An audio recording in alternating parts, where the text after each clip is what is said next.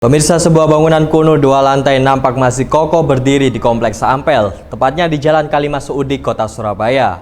Di sejumlah bagian memang terlihat usang, namun kini mulai dirawat. Bangunan itu adalah Langgar Gipo, sudah berdiri ratusan tahun lalu. Di tempat ini menjadi tonggak sejarah pergerakan ulama NU, termasuk jejak sejarah Ketua Umum Pengurus Besar NU saat itu.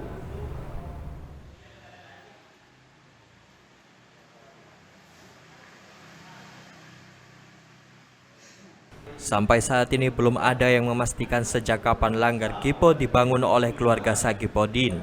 Ada yang menyebut tahun 1700-an, ada juga sumber yang menjelaskan langgar tersebut dibangun tahun 1834. Sejauh ini belum ditemukan prasasti yang berisi angka tahun berdirinya langgar tersebut. Langgar Gipo menyimpan arsitektur cukup tinggi, itu bisa dilihat dari bentuk jendela dan pintu. Di beberapa kayu ada tulisannya. Dari informasi tersebut, Langgar Gipo tercatat dibangun pada 1830. Ada pula catatan di kayu lainnya yang memuat angka 1629. Jika merujuk angka terakhir berarti usianya lebih dari 300 tahun. Di bagian belakang langgar terdapat bunker sebagai tempat persembunyian bagi para pejuang. Diameternya berkisar sekitar 1,5 meter kali 1 meter. Sejarah NU di langgar ini berkaitan dengan jejak Kiai Hasan Gipo. Ulama tersebut merupakan ketua Tanfidziyah NU. Dari tempat itu pula muncul nama besar lainnya seperti Kiai Haji Mas Mansur. Konon Langgar Gipo sering dijadikan sebagai tempat pertemuan para tokoh nasional seperti Hos Cokro Aminoto dan Insinyur Soekarno bersama tokoh NU. Sebenarnya untuk masalah siapa yang menjadi tokoh sentral di Langgar Gipo ini kan tidak ada, karena memang secara pada waktu itu kalau ngomong tokoh sentral ya jelas di situ ada Hasan Gipo dan Kiai Haji Mas Mansur.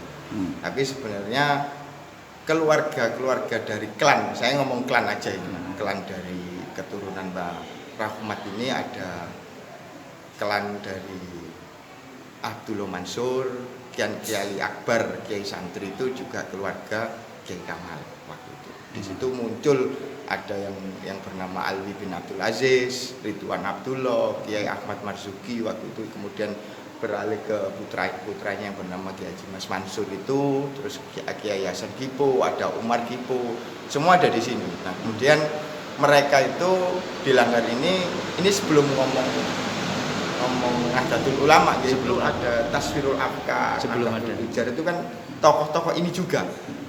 Keberadaan langgar ini juga sebagai asrama haji pertama di Surabaya pada tahun 1834 Masehi.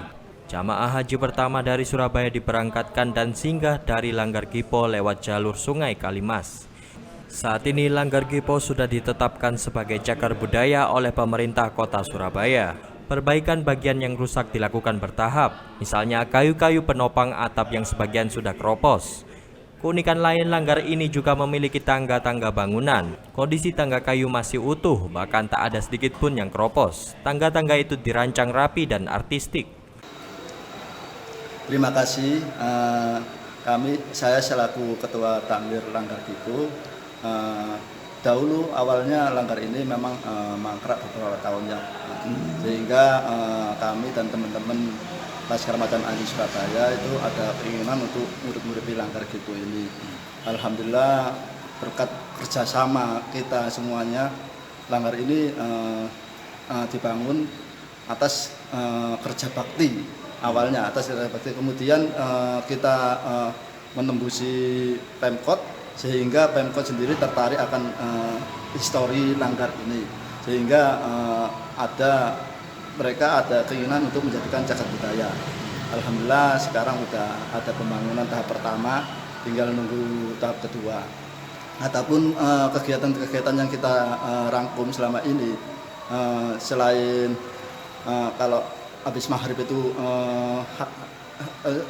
itu hataman Quran, kalau hari Rebu awal bulan itu ada Rotatul Haddad, ada Maulid, terus pengobatan alternatif.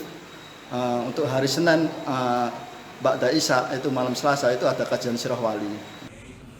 Dwi Prasetyo, AMTV melaporkan.